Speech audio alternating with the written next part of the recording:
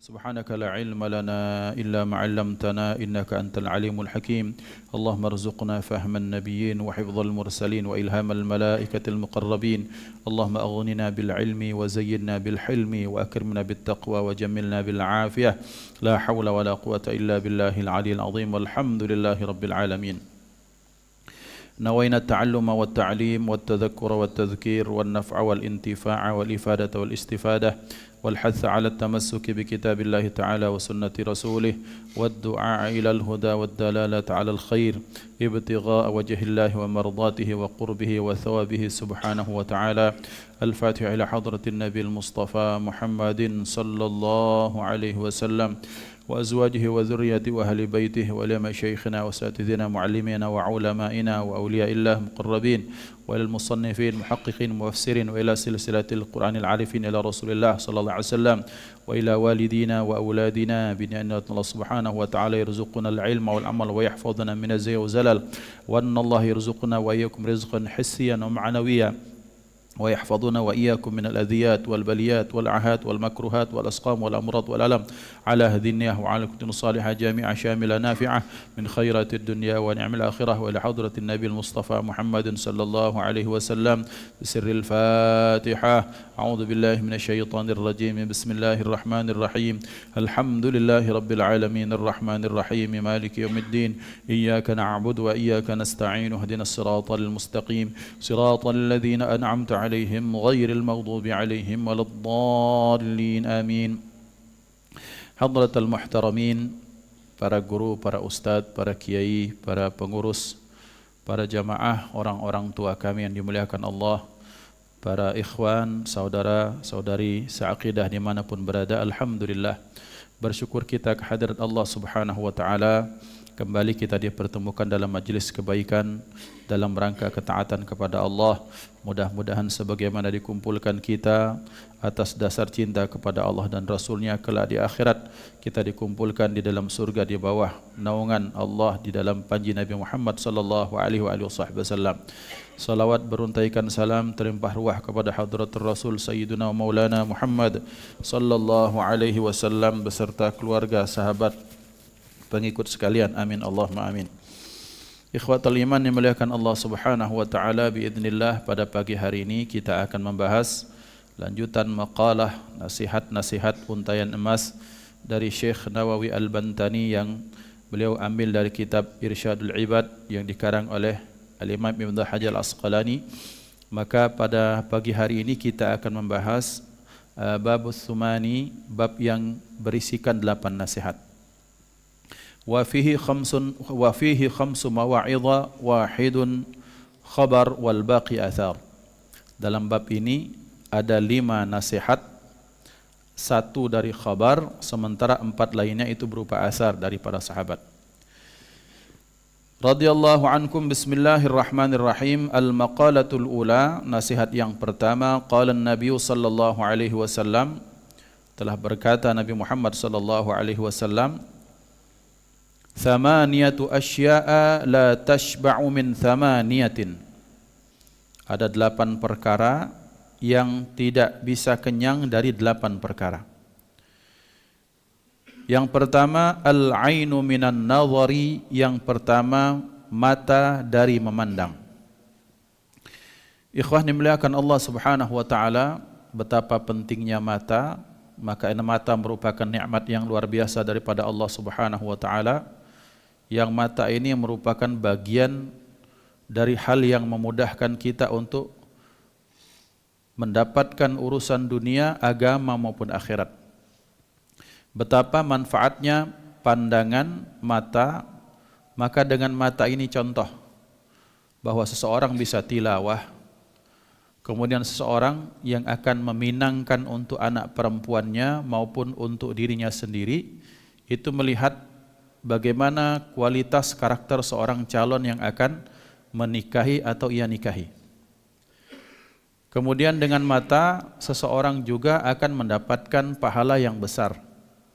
Sebagaimana dinyatakan dalam maqalah salihin, bahwa orang yang memandang wajah orang saleh, memandang orang-orang aulia, para kekasih Allah, para ulama, maka itu pintunya minan nazar, dari memandang.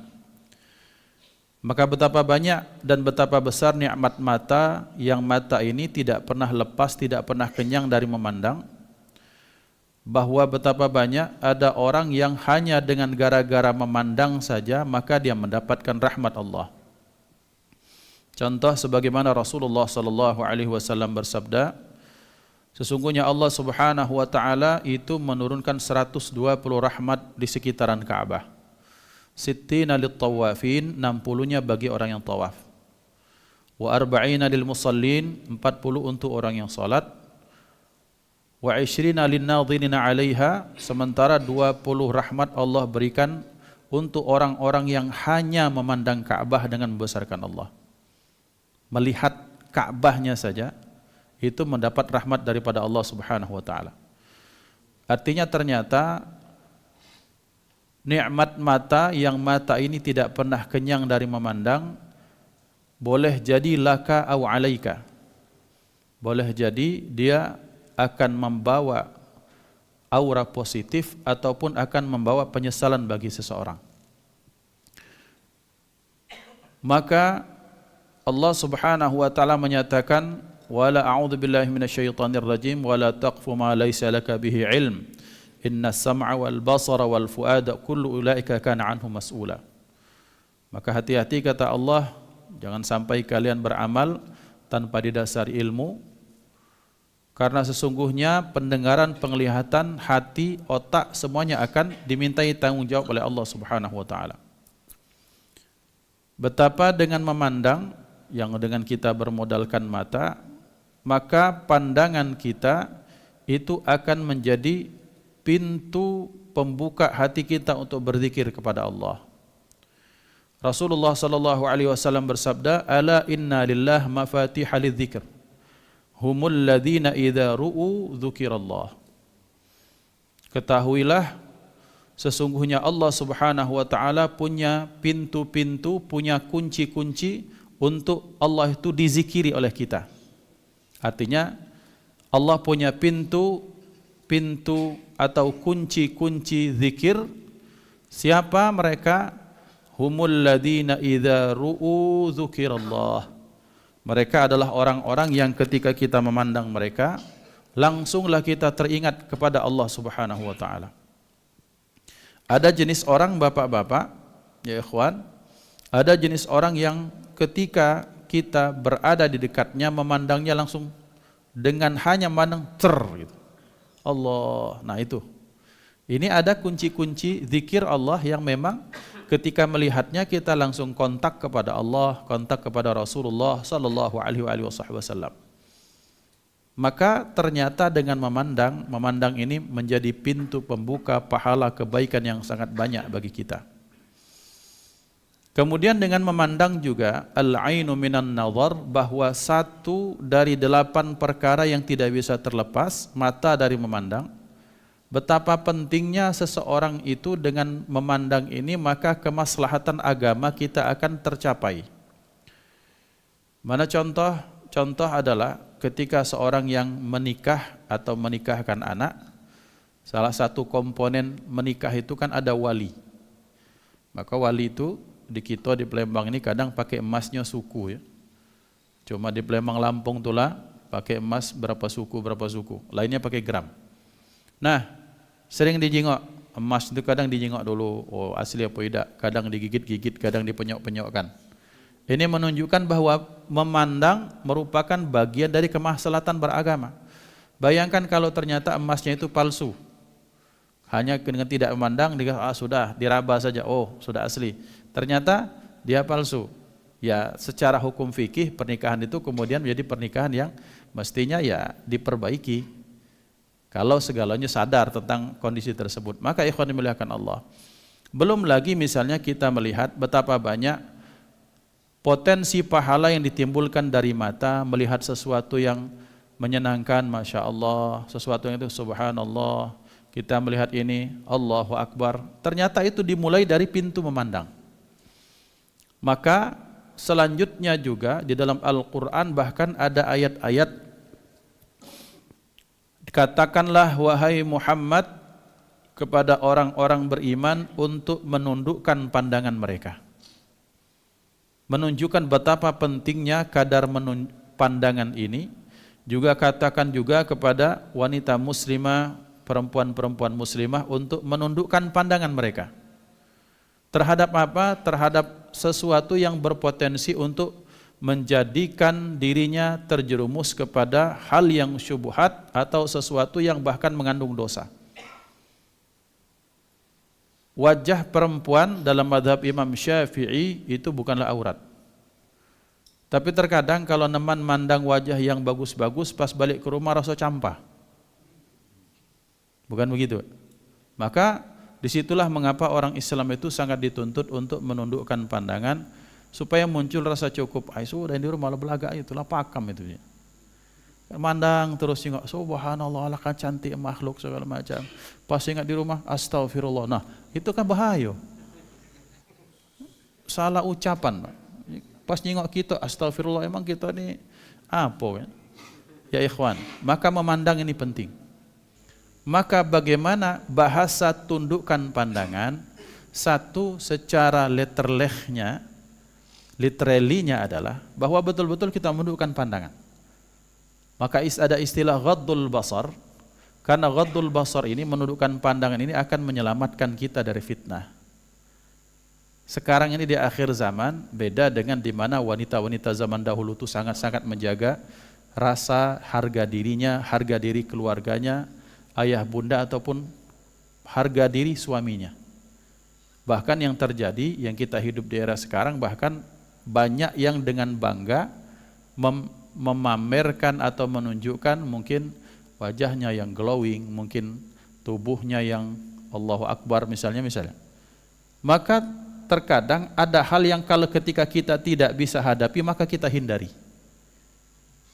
Iman kita nih Pak belum kuat, istilah kita jantan. Amin, ini kan masalahnya. Maka berarti kita berupaya menghindari. Apa yang paling selamat? Ghaddul basar. Maka mengapa Rasulullah sallallahu alaihi wasallam itu menyatakan ada 8 hal yang itu tidak akan pernah kenyang. Karena nanti ketika kita sudah merasakan lezatnya memandang yang bukan wajah orang yang dalam kehidupan kita, maka kita akan terbayang-bayang terus. Ketika terbayang-bayang terus akan muncul, tak sekali tunggulah kumahari kau. Misalnya, ya kalau imannya kuat, kalau caranya benar nambah dengan cara yang disyariatkan. Tapi kalau tidak benar, na'udzubillah, akan menempuh sesuatu yang Allah akan murka. Wal'iyadzubillah. Dari mana? Dari memandang. Maka sengaja beliau meletakkan al-ainu minan nazar, ada 8 perkara yang Allah yang dijadikan secara tabiat itu ternyata sesuatu itu tidak bisa kenyang, salah satunya adalah mata dari memandang. Maka kita upayakan bahwa jadikan dalam niatan kita, dalam diri kita, terutama saya dan kita semua, mencari kenikmatan memandang itu, memandang pada hal yang Allah itu anggap itu baik dan menurut Allah itu baik serta Rasulnya itu baik. Maka memandang wajah orang-orang soleh disyukuri Pak. Memandang wajah bapak-bapak ini nikmat. Wajah yang kena wudu, wajah yang dahinya sujud. Terbayang tidak Pak, satu saat ketika kita harus ke satu tempat yang ternyata wajah-wajah orang sekitar kita tuh wajah nggak pernah kesentuh wudu. Maka berarti berkumpul dengan orang soleh, memandang wajah orang yang tersentuh air wudu itu rahmat dari Allah, nikmat daripada Allah. Cuma kita menganggap biasa karena tiap hari bertemu, kau lagi, awak lagi tiap hari, malek aku. Bertemu di dapur, bertemu di kamar, bertemu di ini segala macam. Padahal kita tak merasa bahwa ternyata itu nikmat daripada Allah. Bayangkan kalau kita tak satu kelompok lagi keluar ke sana, ketemu dengan bukan orang yang terkena air wudu, mungkin terkena hal-hal yang mungkin fikirnya ini dan itu, maka ternyata an-nazar, memandang itu bisa menjadi laka au alaika, bisa menjadi kebaikan atau menjadi penyesalan. Mata ini juga akan ditanyakan oleh Allah dipakai untuk apa? Maka jikalau misalnya, yang pernah saya ceritakan sebelum-sebelumnya, bahwa ada orang yang dia tidak mampu baca Al-Quran, buta aksara Al-Quran, Tapi Allah berikan keberkahan seluruh anaknya hufadzul Quran. Berkah apa? Berkah dia suka melihat membaca Al-Quran. Bukan baca, nyengok maksud gitu. Kalau baca itu kan tahu hurufnya apa. Ini juga tidak tahu tapi dia pandang itu. Berharap ini pasti huruf-huruf yang penuh dengan kebaikan, kesucian. Dia balik halaman lain. Namanya tidak baca, tidak beraturan mukanya. Dia buka tidak beraturan. Asywa'ian, random. Dia buka lagi. Sambil menangis, sambil Masya Allah. Kadang senyum, kadang tertawa, kadang menangis.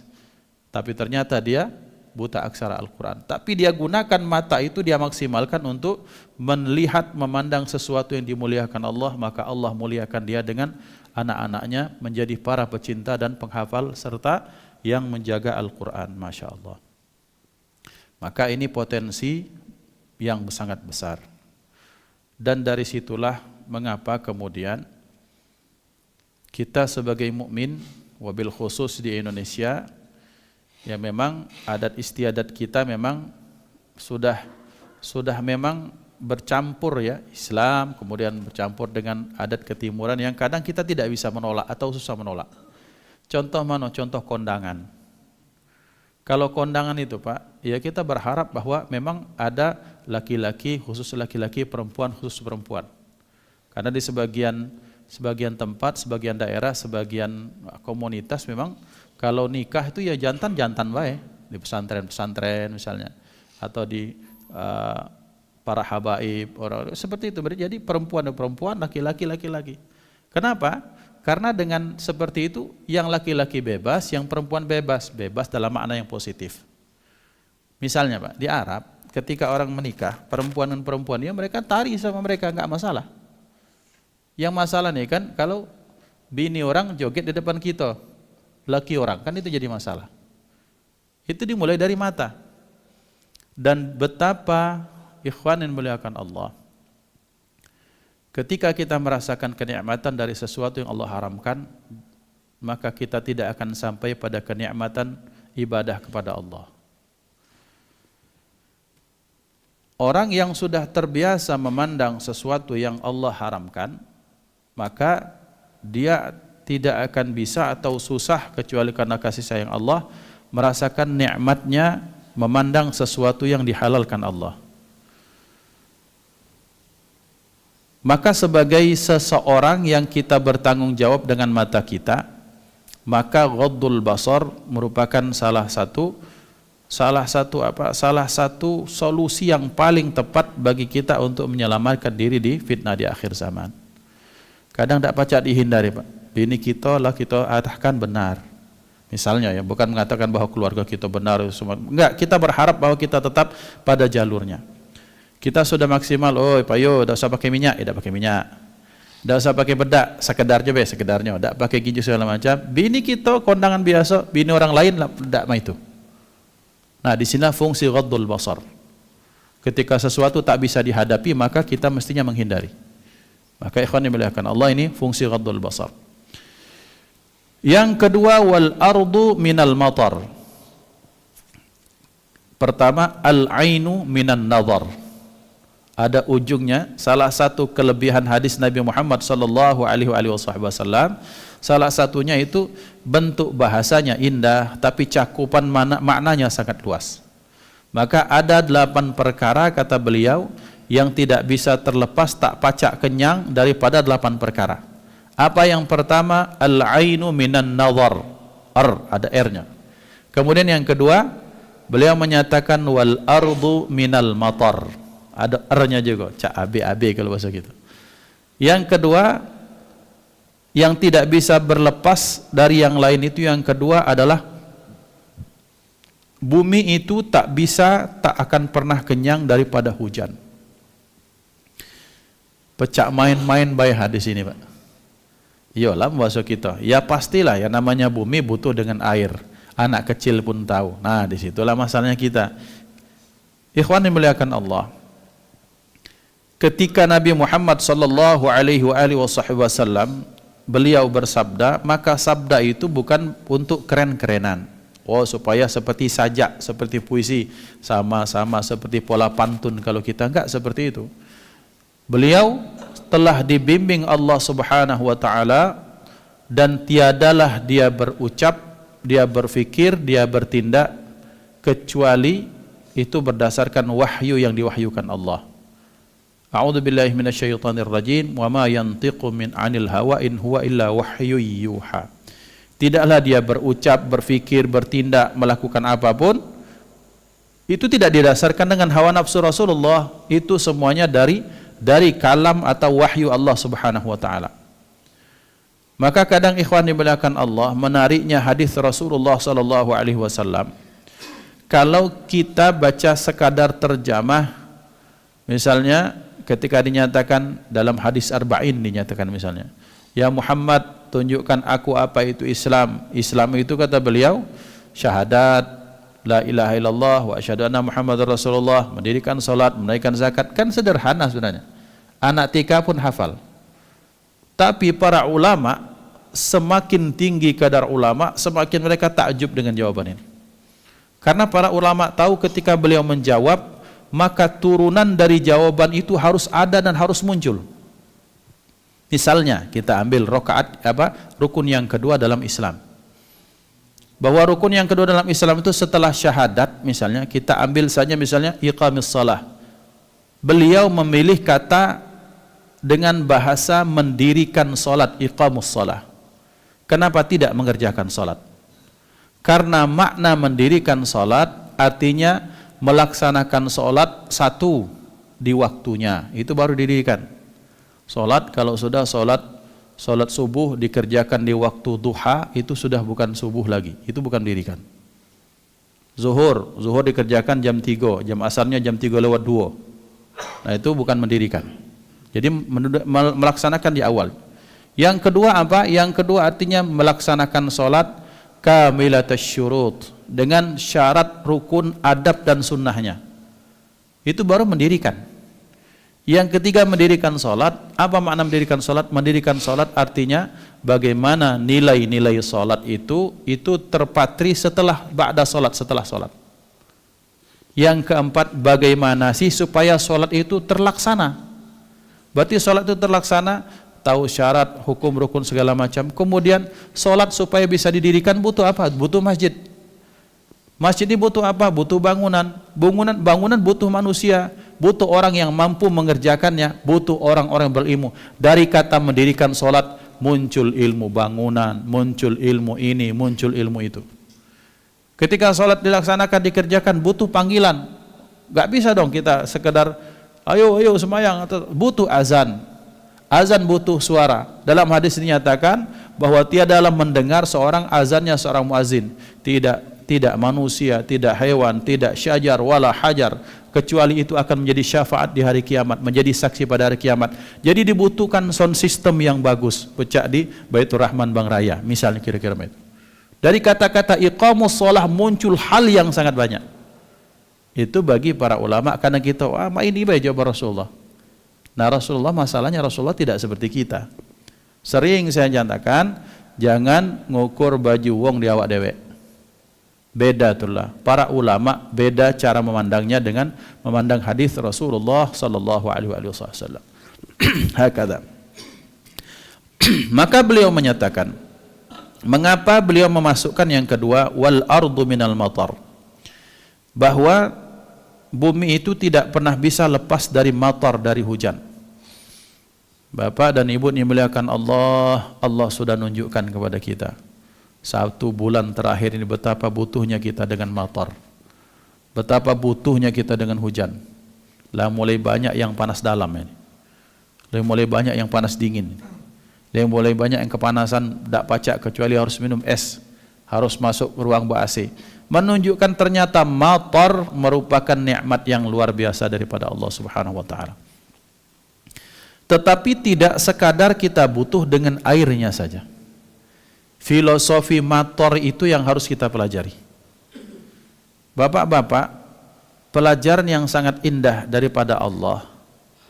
Bentuk kata matar, hujan, turun dia di Indonesia, muncullah duren, Temago, Petru, Semar, Gareng, segala macam-macam lah.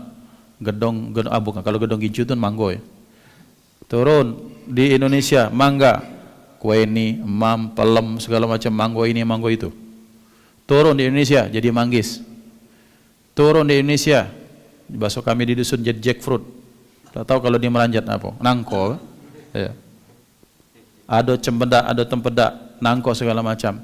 Turun di mana? Motor ini turun di Mesir jadi tumur, jadi kurma. Turun di sana jadi delima. Turun di sana, artinya ternyata Islam kita itu harus seperti motor, seperti air, seperti hujan. Ketika dia datang ke satu tempat tidak harus menghapuskan apa yang ada di situ, bahkan sebaliknya memaksimalkan potensi yang ada di situ. Motor hujan datang ke Arab, yang ditumbuh suburkan itu ya kurmanya, delimanya, kemudian jeruknya, kemudian stroberinya misalnya. Di Indonesia ditumbuhkan segala macam, maka orang Islam sebagaimana sabda Rasulullah sallallahu alaihi wasallam, al-muslimu man salimal muslimuna min lisanihi wa yadihi, bahwa orang Islam itu harus dia bisa memberikan keselamatan, orang merasa selamat dari ucapannya, perbuatan dan segala macam yang muncul daripada dirinya. Maka hujan ya ikhwan, air itu ya ikhwan, dimanapun dia dibutuhkan. Tapi dia tidak harus memaksakan, oh mentang-mentang hujan dari Allah, misalnya Tuhannya orang Islam, harus tumbuhnya kurma semua di Indonesia. Ini tidak baca. Kita butuh nilai-nilai kearifan lokal. Selama tidak melenceng dari nilai syariat, ya silahkan monggo. Islam datang ke Indonesia, muncul belangkon, batik, sewet, baju koko. Emang dikira baju koko itu baju orang Islam? Dari kokonya bela jelas. Ko Najib. Iya, kakak kan? Baju Cino. Wong Fei Hung itu. Nah, salahnya kita adalah mengidentikan Islam dengan tampilan-tampilan luar. Islam tuh harus pakai jubah. Ya, di benua Antartika pakai jubah, mate jo. Ya, menyesuaikan sesuai dengan kondisinya, geografisnya, daerahnya, selama tidak melenceng. Berarti Islam itu tidak harus kalau datang, ya akhi, masya Allah, ya tidak apa-apa. Oh jo, lur, apa kabar, CS, tidak apa-apa. Panggilan, tidak harus akhi ukhti ya ikhwan. Pacak, lur, di Jawa kang, mas, dek, daeng, CS, ces kalau di Makassar misalnya, apapun itu. Tetapi nilai persaudaraan yang kuat. Akhi ukhti, tapi cemberut dengan yang lain tidak sesuai dengan nilai-nilai Islam. Ini maksudnya ikhwan. Berarti Ustadz, tidak penting zahir itu penting. Tapi kemudian menghukumkan semuanya kepada zahir, disitulah kelirunya. Maka nilai hujan mengajarkan kepada kita manfaat yang diberikan. Rasa nyaman, kebaikan, kemudian faidahnya yang ditumbuhkan daripada sana. Maka bumi tidak akan pernah bisa berlepas daripada hujan, karena butuhnya kita kepada hujan. Tapi kemudian sebagian ulama memaknakan bumi ini bukan sekadar bumi saja. Hati kita itulah seperti bumi. Yang bumi ini sangat butuh dengan siraman-siraman hujan. Maka Rasulullah sallallahu alaihi wasallam dalam salah satu maknanya, beliau menyatakan dalam riwayat bahwa butuhnya maksimal paling lama hati ini harus dapat asupan selama 3 hari paling banyak. Kalau tidak, maka hati ini ditakutkan menjadi hati yang keras, menjadi hati yang lemah, menjadi hati yang tak kuat ketika berhadapan dengan kondisi alam sekitarnya. Maka mengapa kita butuh taklim seperti ini Bapak-Bapak? Taklim ini yang disampaikan itu kadang berulang-ulang. Tapi ternyata barokah taklim, duduk dengan orang salihin, duduk ini niatan lillahi ta'ala, maka hati kita tuh kembali lembut. Karena kenapa? Ada berkah suhbatus salihin, berkah kita berhadapan, berdekatan dengan orang-orang soleh. Keberkahan itu juga kita cari dalam majelis-majelis seperti ini. Ya ikhwan, kalau tak ceritakan di Palembang, di daerah sana, di Kuto, majelisnya itu di sini bab wudu, di situ bab nikah, di sini bab apa, kaget ulang lagi kiai lain bab wudu, bab ini. Tapi budak-budaknya semangat, ngapo itu untuk ngecas iman gitu.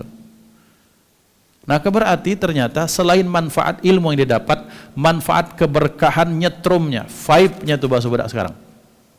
Ketika kumpul dengan orang satu server, maka casan kita yang lemah ini kembali dikuatkan oleh Allah SWT. Berkah berhadapan, berdekatan dengan orang-orang saleh. Maka banyak kawan-kawan kalau nengok wajah ini, bertemu lagi di sini, bertemu lagi.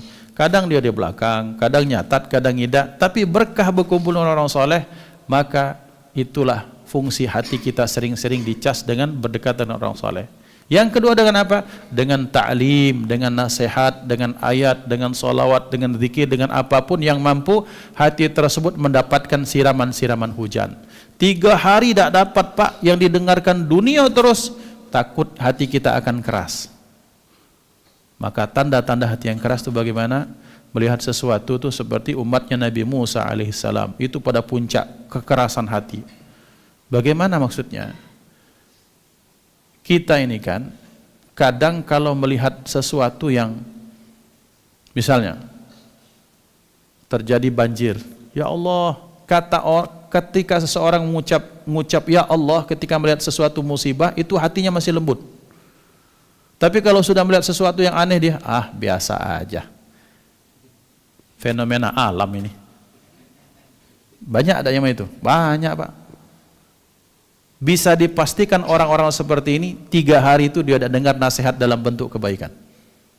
Mungkin boleh jadi di kantor masalah gawe, balik bicara masalah dunia, kongko masalah bisnis, kemana tentang traveling segala macam. Tidak ada sedikit pun nilai kebaikan mengingat akhirat. Biasanya orang itu akan tergambar dari ucapannya.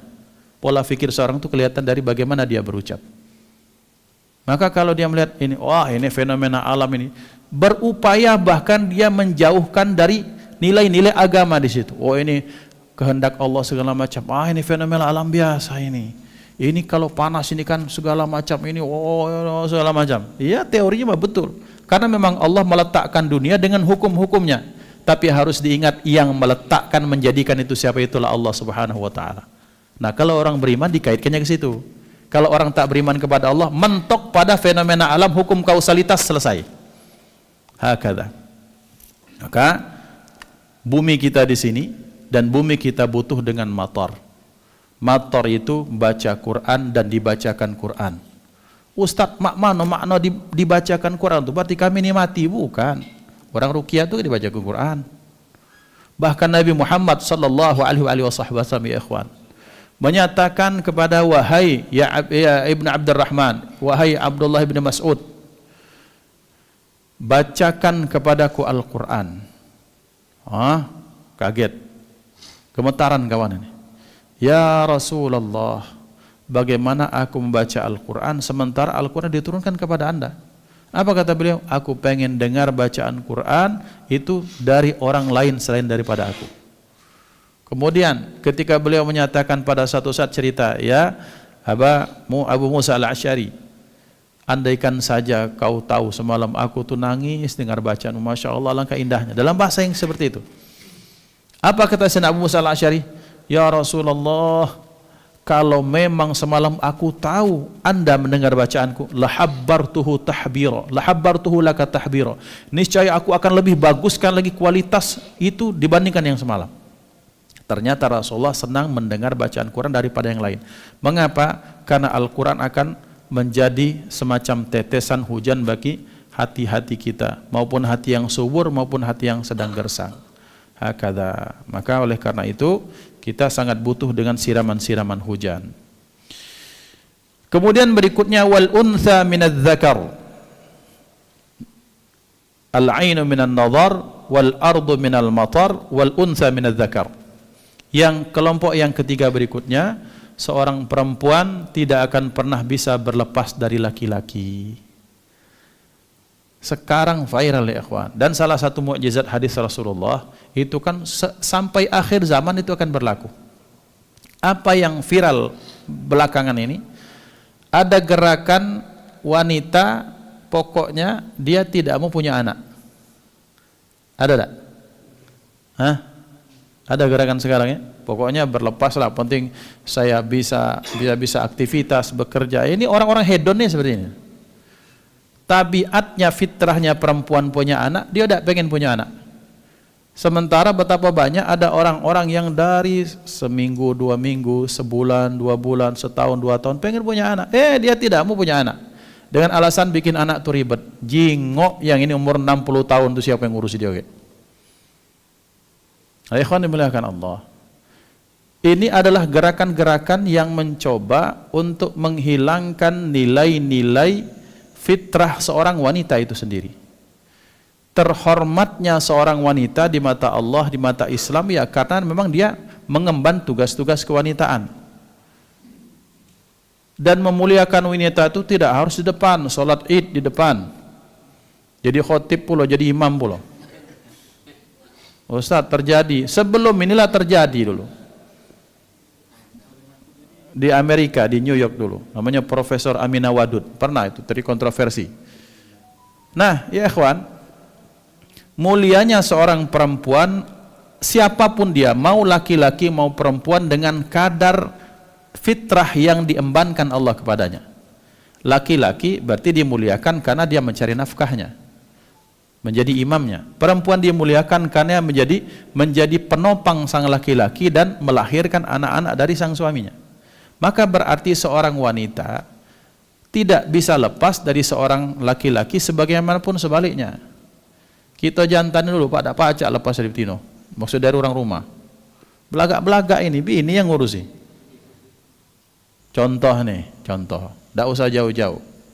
Misalnya, aku nak berangkat ceramah. Wah, nak disiap ke ceramah. Yo, merasa, wah hebat misal ceramah segala macam misalnya kan. Kata orang rumah, jangan sombong. Hebatnya kau tuh, aku inilah yang buat kau hebat tuh. Misalnya ya, dalam bahasa kita dialog kan. Oh, tidak, oke. Lah nak ceramah, nak buat konsep, nak belajar, abi beli ke banyu, urung, balik. Lah nak nulis, misalnya nak nyari belajar itu, abi gas habis, ya kita kan tiap membantu, kita beli gas, balik lagi.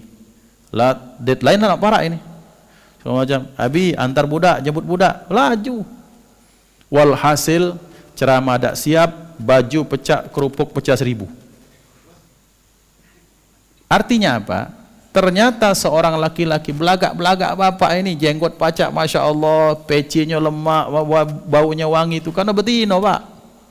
Sebaliknya juga ibu-ibu di rumah segala macam, itu mereka juga tidak akan pernah bisa lepas dari laki-laki. Maka disinilah butuh saling namanya tafahum. Apa yang kita butuhkan, apa yang menjadi kewajiban, apa yang menjadi hak masing-masing, kedua pihak harus saling memenuhi. Apa kebutuhan yang dibutuhkan perempuan? Selain fulus lah ya pasti. Apa? Penghargaan, rasa terima kasih, dan kemesraan. Oh kalau Pak Ketua ini Masya Allah, kalau balik itu, hello my darling, itu my darling itu Masya Allah sunnah Rasulullah. Bukan nak berbini dua, baik. Tiap sunnah nak nambah bini, sunnah nambah bini, habis-habis digesah di situ kayak di rumah hilang keberanian. Nah, maksudnya bagaimana ya ikhwan? Satu dari sunnah Rasulullah SAW yang kita sering lupa itu, ia memanggil istri dengan panggilan yang mesra. Tula'ibuka wa tuda'ibuha, bahwa kita memanjakan mereka dengan, karena ya menbasoji orang dulu tuh betino nih Pak, yang penting dirayu, tak apa-apa dia dikiuk ke. Ayo orang rumah, kaulah yang paling belagak di dunia ini. Manohara Desir Nasar itu lewat. Ya padahal ya tetap belagak bini, belagak burang, tapi kita Masya Allah, nian apa kak nian, nak buat kopi apa, nak masak apa, laju keluar Pak. Nah ya ikhwan, mengapa kemesraan, keindahan hari-hari pertama kita menikah tak bisa kita lahirkan lagi? Bukan karena alasan fisik, tapi kita jantan yang kadang kurang memancingnya. Maka Rasulullah SAW itu manggil istrinya itu dengan panggilan berbeda-beda. Siti Zainab, kemudian ini dipanggil ini, kemudian Siti Aisyah, Siti Khadijah, Masya Allah. Dipanggil dengan panggilan-panggilan yang menyenangkan hati mereka. Berarti sunnah Rasulullah seperti itu. Maka yang perempuan tak bisa lepas daripada laki-laki, yang laki-laki tidak bisa pernah lepas daripada perempuan. Hakadha. Jam berapa syuruk? 6-7 ya? Masih banyak. Jam 7 kurang 7 kurang 50 menit. Yang berikutnya wal alimu minal ilmi. Ada golongan yang kelompok yang ketiga, yang keempat, seorang alim daripada ilmu. Maksudnya mana? Orang kalau sudah menekuni sesuatu, maka dia pasti tidak akan pernah kenyang dari apa yang dia tekuni. Orang ahli bengkel diawali dulu dengan bengkel sepeda, ontel, sepeda onto, kereta angin bahasa kami di dusun. Diawali dengan ini kelaharnya mano segala terus rantainya mano dengan pola yang sederhana. Setelah dipelajari nyoba-nyoba menari motor ini motor itu terus sampai dia dapat ilmu masih terus penasaran menambah. Maka orang yang alim di sini bukan sekedar ilmu ahli fikih, ahli hadis, ahli tafsir, bukan. Seluruh orang yang punya profesi, yang menekuni profesinya, pasti dia tidak akan pernah kenyang dari rasa pengen tahu terhadap sesuatu yang baru lagi. Maka kata Imam Al-Haddad dikaitkan dalam konteks untuk memberikan manfaat kepada orang banyak. Seorang alim itu kalau dia belajar untuk dirinya, faqalilun minhu yakfi. Orang alim ketika kita belajar untuk diri kita sendiri cukup wudu, belajar toharah, membersihkan najis, wudu, sholat, sudah, ya kan begitu kan kebutuhan kita. Tapi kalau dia sudah berkecimpung untuk memberikan manfaat untuk orang lain, maka sebanyak ilmu itu akan kurang. Dan disinilah kalau galak salah kaprah jadi salah niat. Maksudnya mana? Kadang umat ini kan kalau sudah butuh kepada ustadz, kadang ustadz itu harus multi talent, multitasking, multi talent. Ustadz harus pacak ngaji, ustadz harus pacak menyembelih kambing, ustadz harus pacak meruqyah, ustadz harus pacak ini, ustadz harus pacak itu. Kenapa? Ya karena kata Imam Al-Haddad, kalau untuk diri sendiri ilmu kita yang dasar-dasarnya sudah cukup. Tapi kalau untuk umat semuanya dituntun untuk bisa. Maka terkadang kata para ulama bahwa ketika seorang sudah berkecimpung di bidangnya, maka dia tidak akan pernah merasa kenyang. Beliau Pak Ketua Pak Haji Najib di bidang pertanian. Emang dikira kita orang awam nih, cara nanam tuh yang penting ada polybag, ada siram banyu selesai. Itu kan kita orang awam. Tapi tidak sesederhana itu. Kita nih apa? Aku ada mobil ini, kameramen kami ini Masya Allah, teknisi handal beliau nih. Ya kameramen, ya driver yang menari mobil. Yang susahnya tuh udah galak dibayar, ini susah Pak. Nah, itu yang susah. Nah, jadi ketika seseorang Pak sudah berkecimpung di bidangnya, kita nih orang awam, dah rusak apa dah? Rusak ini, sudah gawe aku tak paham. Yang penting cetar, itulah ketika disetar mobil hidup selesai. Itu bikin orang awam. Kita tidak terpikir kabalnya ke minyaknya ke oli segala macam. Maka di sini mengajarkan kepada kita bahwa segala sesuatu mudah terlihat, ternyata tak mudah untuk dilaksanakan. Berarti kita harus pandai-pandai menghargai orang lain. Uji kita buat kelepon, kelepon ini ngapa dah ini? Coba ente yang buat. Tiap hari menghina masakan istri, ngapo coba masakan moko, gerjilan terus masuk kami dusun. Pecak mentat, ya bapak yang betanak, aku yang begawi. Walhasil rusak kalau. Gawe di luar tak sudah, yang rumah tak acak makan. Ngapo? Karena kita tak saling menghargai. Karena sesuatu itu ikhwan, maka bagaimana supaya kita bisa menghargai orang lain, sekali-sekali kita coba dalam posisi mereka. Pacak masang baut, tak pacak mongkar, tak pacak masang, itu memang terjadi. Kenapa? Karena ilmunya kurang. Maka seorang alim, orang yang punya ilmu, orang yang punya skill, ketika dia sudah mendalami, maka kata Imam Ghazali, orang kalau sudah belajar pertama, membasuh kita pertama itu kalau sudah belajar bab pertama sudah selesai, seolah-olah dia paling alim di dunia, paling pintar. Belajar dia 5-10 tahun, dia muncul sifat tawaduknya. Belajar 30 tahun, dia merasa dia tak punya apa-apa. Imam Ghazali menyatakan, orang pakai silat, oleh belajar silat, sehari 2 hari belajar silat, dapat ban kuning itu, segalanya diajak bebala Pak. Keluar jurus. Tapi sudah mulai masuk naik tingkat, muncul, ternyata ada ban lain selain ini, Ada jurus lain sejurus ini. Dia mulai hati-hati. Wah bahaya, jangan-jangan ini ahli silat juga ini. Jangan-jangan ahli karate. Kalau puncak sinuhunnya itu, dan 7 dan 8 dan lain-lain itu sudah masuk. Ada musuh berlari wae. Daripada capek, aku tak baca apa-apa. Lajulah kamu. Ya kawan, seperti itu. Kenapa? Karena mereka merasa apa yang dia dapat itu tidak akan sebanding dengan apapun. Contoh, sangko kita, perasaan aku lah, karena aku orang awam sangat awam di ilmu kedokteran. Untuk kalau sudah jadi dokter tuh lah selesai lah itu. Tidak bro, kata orang. Kagak ada spesialis lagi. Makin semisin makin mengerucut pembahasan itu. THT, kadang telinga baik, hidung baik, masya Allah ternyata. Maka di awal, kadang kalau kita nyengok ada orang sedikit-sedikit nyalakan, berarti biasanya baru belajar agama.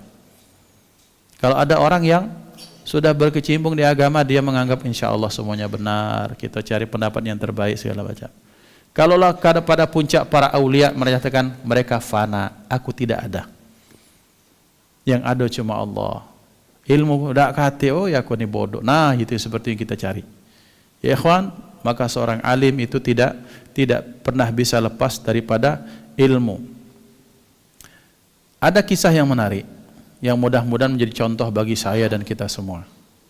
Ada seorang, dia ini ulama muda ya ikhwan, masih muda lah, baca imam kita masih bujang, yang bujang-bujang lain, dan bujang-bujang bedengkang kalau ini nak kawin terus ini.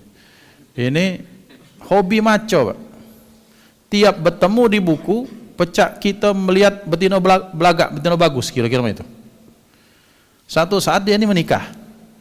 Kawan-kawan nak ngawi ke dia itu, caranya apa? Ketika dia mau masuk di kamar pengantin, kamar khusus kamar pengantin, dipasang buku, ditaruh di situ buku, dilekat ke situ. Pas nak masuk, ada buku ini.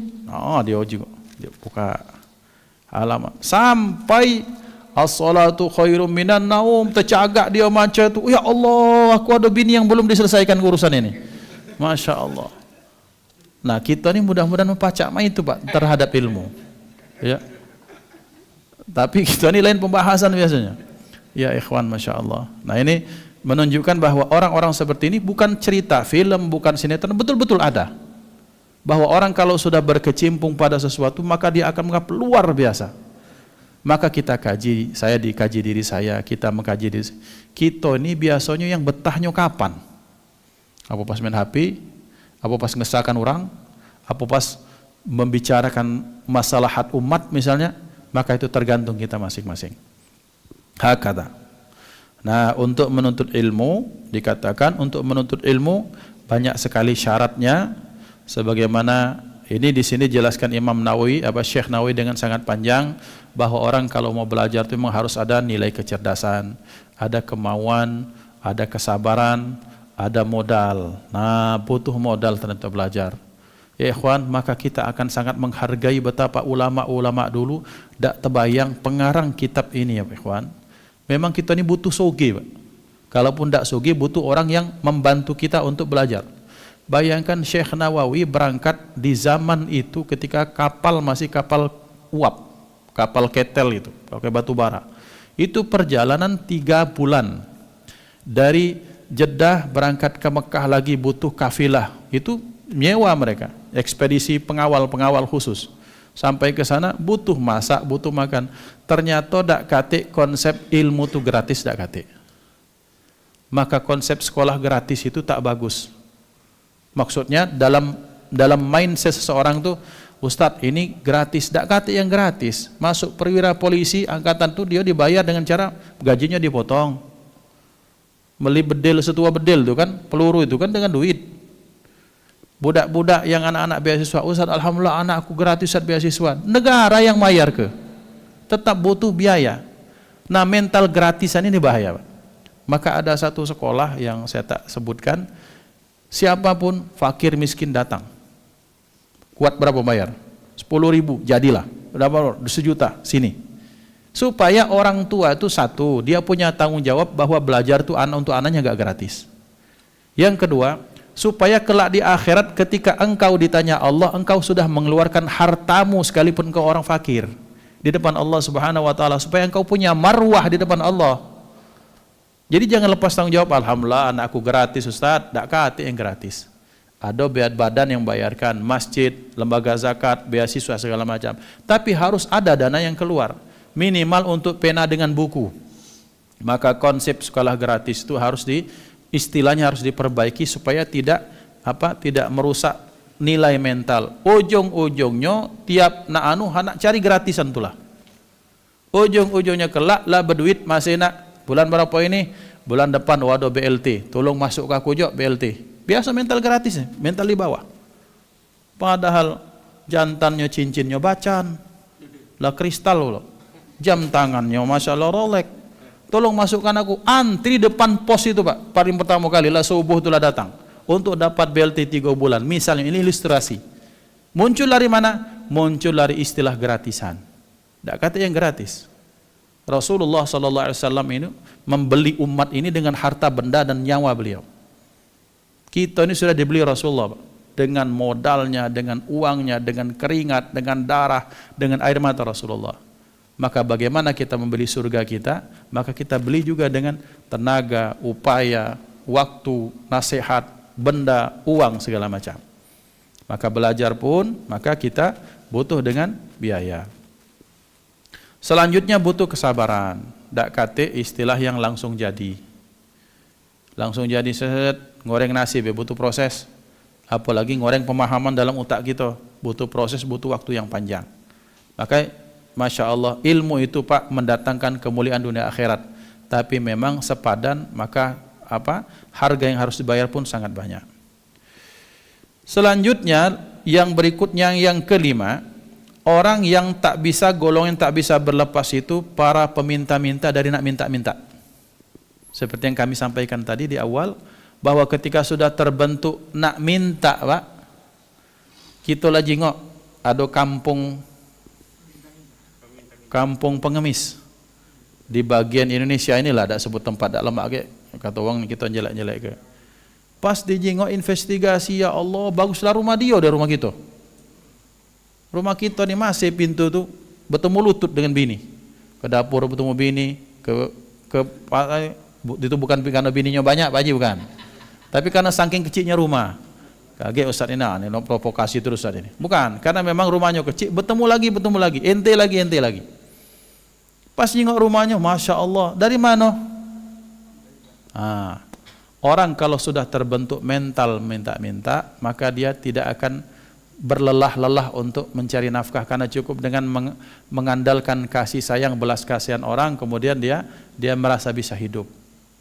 Tapi ada yang dicabut Allah, keberkahan dari situ. Harga diri Allah cabut di akhirat untuk orang-orang seperti ini. Maka ikhwan dimuliakan Allah, bagaimana supaya kita belajar untuk menjadi mental orang sugih, mental orang surah, mental orang dermawan. Kalau pacak ngenjuk yang ngenjuk, ngapa nak minta. Maka ikhwan minimal kita ta'affuf, kita minimal kita menjaga diri kita dari tidak meminta-minta. Yahsabuhumul jahilu aghniya'a minat ta'affuf, bahwa kita cukuplah kita dengan harga diri kita. Kalaupun orang ngenjuk, alhamdulillah. Kalau minta, tidak. Ini laki-laki seperti itu. Ini sehat, segala macam, pecah di ilustrasi di video-video itu kan betul. Ada pecah kakinya puntung. Tiba-tiba oleh budak cewek itu dinjoknya cak tokek atau berlari cepat, tak sakit ternyata kanco sih koi. Nah, ternyata mengandalkan belas kasihan orang. Maka ketika seperti itu, maka Allah tak akan berbelas kasihan pada orang tersebut di hari akhirat. Kita akan lanjutkan biiznillah dengan pembahasan berikutnya pada majelis yang berikutnya. Insyaallah mudah-mudahan bermanfaat. Mohon maaf atas kesalahan kepada Allah, kita mohon ampun. A'udzubillahi minasyaitonirrajim. Bismillahirrahmanirrahim. Alhamdulillahirabbil alamin. Allahumma shalli wa sallim ala sayyidina Muhammad wa ala alihi washabbihi wasallam ajma'in. Allahumma ij'al jam'ana hadza jam'an marhuma wa tafarruqana min ba'dihi tafarruqan ma'suma wa la taj'al fina wa la minna wa la ma'ana syaqiyya wa la mahruma. Allahumma hdina bihudak waj'alna mimman yusari'u fi ridak wa la tuwallina waliyan siwak wa la taj'al mukhlafa amraka wa 'asak wa hasbunallahu ni'mal wakil. Rabbana atina fid dunya حسنة في الآخرة حسنة وقنا عذاب النار وصلى الله على سيدنا محمد وعلى آله وصحبه وسلم والحمد لله رب العالمين من العائدين والفائزين وكل عام وأنتم بخير ثم السلام عليكم ورحمة الله وبركاته.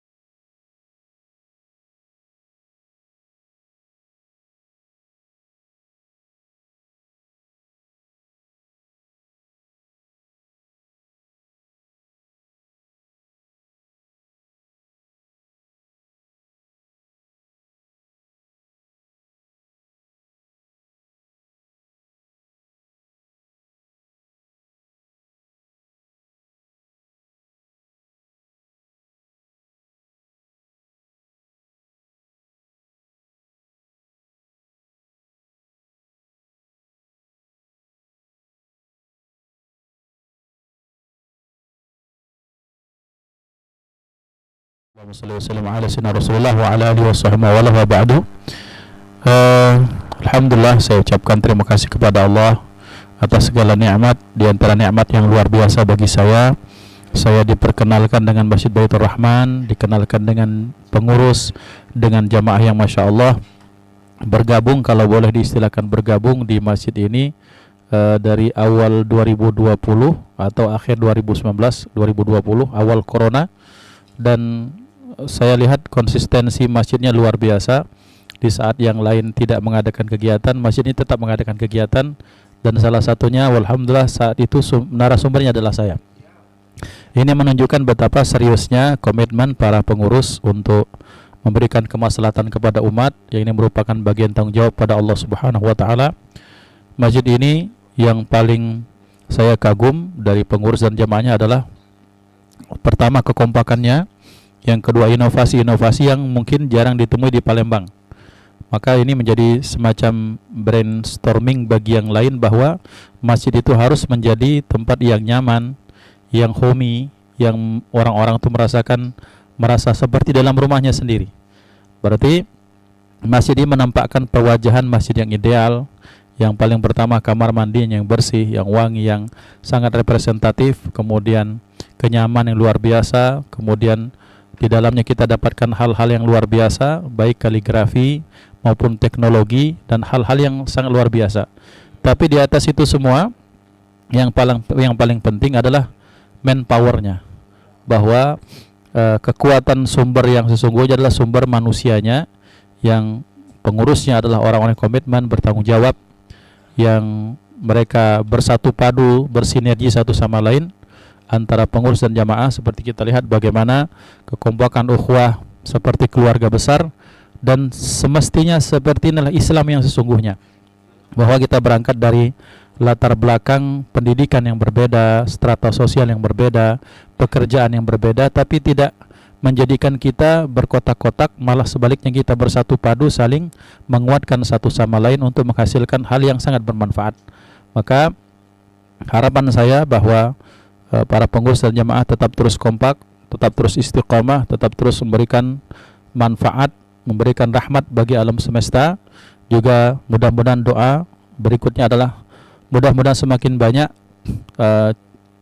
masjid pola-pola seperti ini dicontoh oleh masjid-masjid yang lain, dengan cara ta'limnya, dengan amal sehari-harinya, kemudian sosialisasi ke masyarakatnya, bahwa kita sangat butuh masjid-masjid seperti ini. Dan mudah-mudahan berharap bahwa terus akan diadakan inovasi-inovasi untuk umat, yang para ulama menyatakan dalam salah satu kaidah bahwa al-akhdhu bil jadidil aslah wal muhafadhu al qadimis salih, bahwa kita mengambil sesuatu yang baru yang ternyata lebih bermanfaat, tapi tanpa meninggalkan yang lama yang tetap terus memberikan manfaat dan keberkahan dan kebaikan. Ini dapat saya sampaikan. Yang terakhir, mudah-mudahan terus semua kita bisa kompak, kita tetap terus semakin bisa memakmurkan masjid, makmur pada aspek manusianya dulu, pada aspek kuantitas maupun kualitas, juga makmur pada aspek bangunannya, kegiatan dan sebagainya. Hadanallahu wa iyyakum ajma'in. Kullu aman tubuh khair. Wassalamualaikum warahmatullahi wabarakatuh.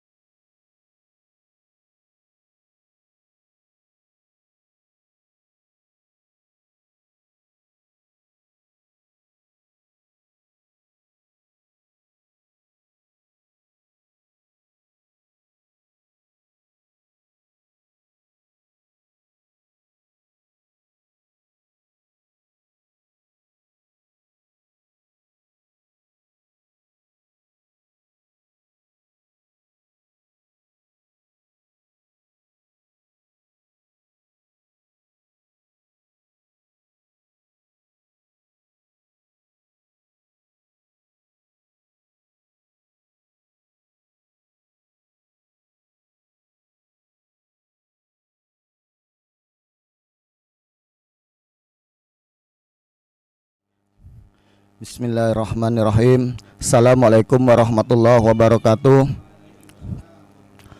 Alhamdulillah. Alhamdulillah wa kafa wa rasulullah mustafa rasulullah sallallahu alaihi wasallam wa ala alihi washabbihi ajmain. Asyhadu an la ilaha illallah wahdahu la syarikalah wa asyhadu anna Muhammadan abduhu wa rasulullah nabiyya ba'da. Allahumma shalli ala sayyidina Muhammad wa ala ali sayyidina Muhammad. Rabbi israh li sadri wa yassir li amri wahlul 'uqdatam min lisani yafqahu qawli.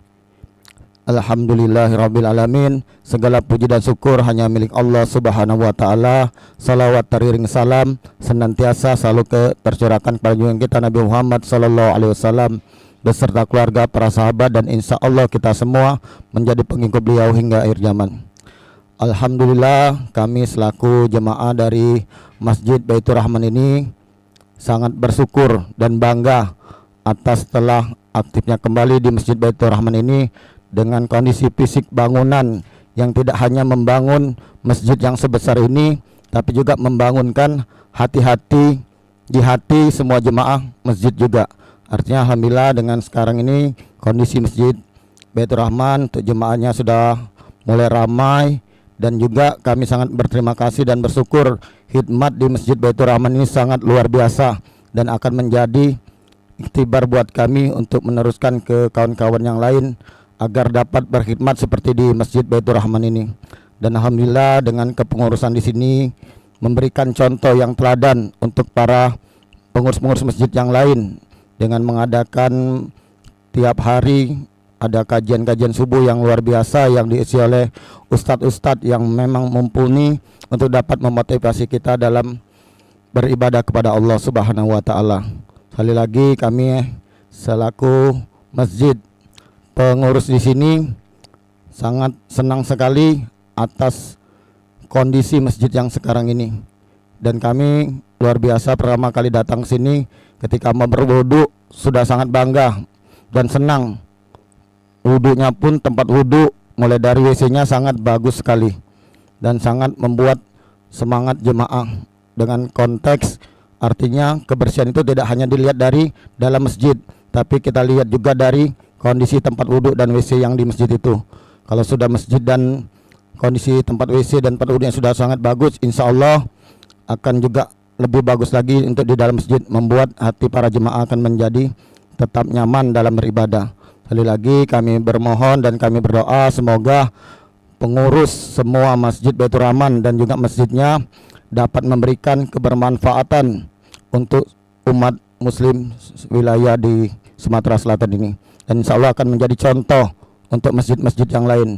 Demikian, terima kasih sekali lagi. Semoga pengurus Masjid Baitur Rahman ini selalu Allah berikan kesehatan, keselamatan lahir dan batin, diberikan keberkahan umur dalam ketaatan beribadah dan cinta kepada Rasulullah SAW. Demikian, terima kasih. Wassalamualaikum warahmatullahi wabarakatuh.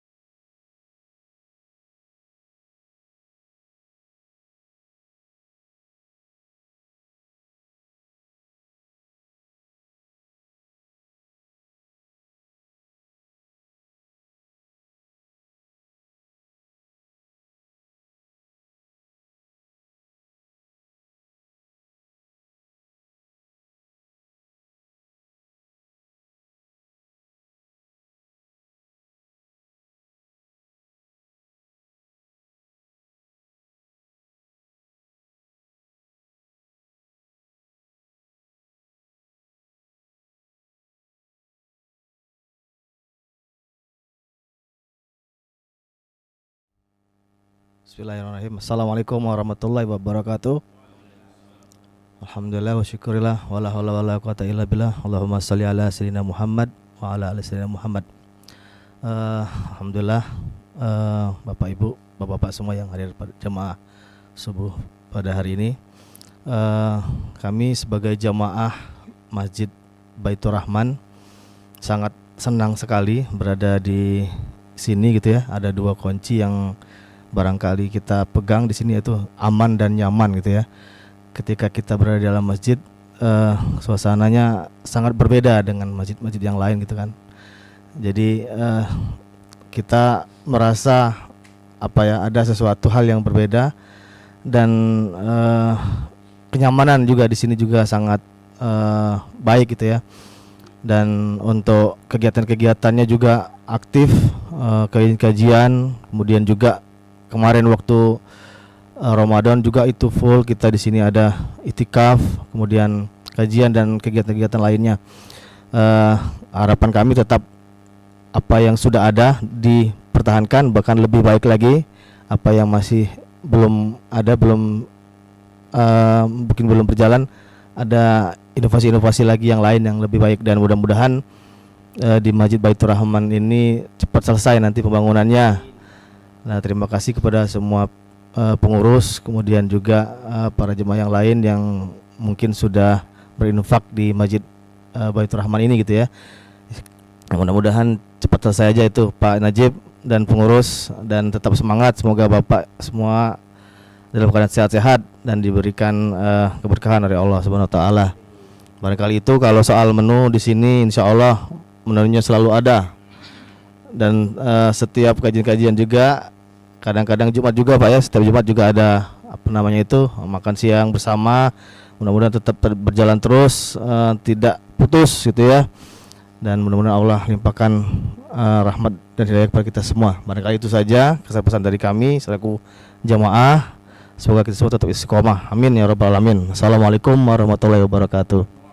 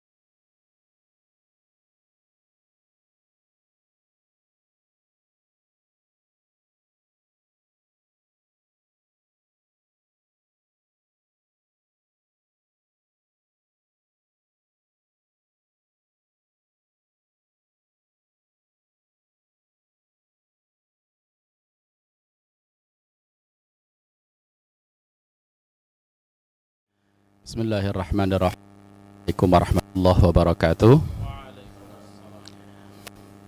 Alhamdulillah, Assalatu wassalamu ala rasulillah. La hawla la quwata illa billah. Alhamdulillah, sampai saat ini masih berikan kesempatan dan kesehatan untuk selalu hadir di rumah Allah, dan mudah-mudahan istiqomah sampai akhir hayat kita. Amin ya rabbal alamin.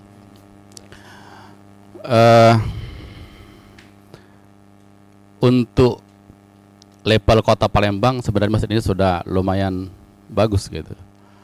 Kalau di Jawa tentu sangat banyak sekali contoh-contoh masjid yang bagus, yang representatif. Sekali lagi untuk kota Palembang ini luar biasa. Dari masjid-masjid yang kita sering datangi, sering kita hadir selalu berjamaah, banyak sekali kelebihan-kelebihan di masjid ini sebenarnya. Di antaranya misalnya para imamnya yang hafiz Quran, yang bacanya bagus, yang menyentuh hati ketika membaca bacaan Al-Quran dalam sholatnya. Kemudian jamaahnya juga akur, kemudian tingkat persaudaraan yang lumayan tinggi, saling tausiah bil haq, tausiah bis sabar, tausiah bil marhamah dalam kehidupannya. Terutama yang nampak adalah ketika hadir di masjid ini. Demikian juga para takmir masjidnya yang ya katakanlah ramah gitu, yang membuat jamaah dari masjid lain pun tertarik untuk datang ke masjid ini. Kemudian yang juga membuat masjid ini cukup menarik adalah misalnya pada saat kajian atau pada hari Jumat ada sajian-sajiannya, makanan-makanan yang tentu semua itu akan membuat orang-orang untuk tertarik datang ke masjid ini. Kemudian banyak juga tentu hal-hal yang lain yang positif masjid ini, diantaranya kaligrafinya yang cantik-cantik, yang bagus-bagus, yang juga merupakan apa ya, yang nampaknya di masjid lain tidak ada yang seperti ini gitu. Ya paling penting di atas gitu ya, di dinding bagian atas. Sementara di masjid ini full 30 juz, walaupun ya belum sempurna benar gitu. Kita yakin bahwasanya takmir masjid akan berusaha untuk menuju kesempurnaan dari berbagai aktivitas, atau kemudian untuk melengkapi apa-apa yang belum lengkap di masjid ini. Kami yakin nanti pengurus akan berusaha sehingga masjid ini benar-benar sempurna nantinya. Dan sekarang pun tampak kita lihat bahwasanya masih dalam proses pembangunan. Sekarang ini kita kalau kajian di lantai bawah, sementara untuk lantai atas, lantai 2, lantai 3 belum selesai. Dan mudah-mudahan kita berdoa tentunya dan juga berusaha agar kiranya kita semua, para jamaah dan juga takmir masjid terutamanya, untuk bisa berusaha semaksimal mungkin agar kiranya lantai 2, lantai 3 dan seterusnya bisa selesai dengan cepat. Tentu tidak hanya dengan doa saja, tapi bagaimana kita juga sumbangkan harta kita. Dan juga untuk seluruh kaum muslimin di Palembang ini khususnya bisa menyumbangkan hartanya demi terselesaikannya masjid yang kita cintai ini. Demikian barangkali dari saya.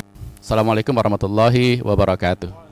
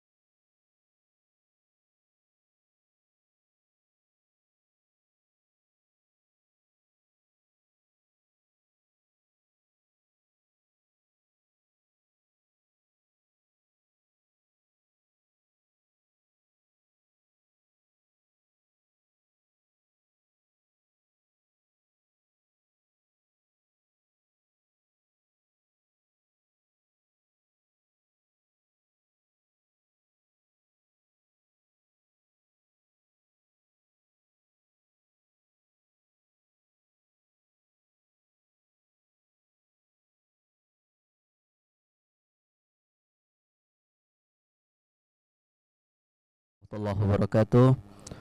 Alhamdulillahirrabbilalamin. Alhamdulillah, saya selaku jemaah Masjid Baitur Rahman Bangraya,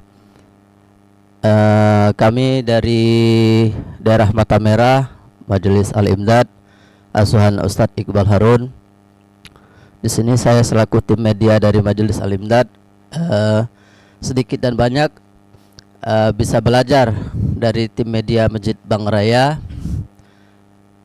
untuk menjadi lebih baik lagi, terutama di medianya Masjid Bangraya. Tim medianya sudah sangat luar biasa dengan didukung peralatannya sangat canggih, tim-timnya yang kompak, dan channel YouTube-nya yang terus aktif dari para penceramah-penceramahnya. Selalu dukung medianya Bangraya, Masjid Bangraya untuk menjadi lebih baik ke depannya dengan secara online dan offline, dengan mengajukan beberapa pertanyaan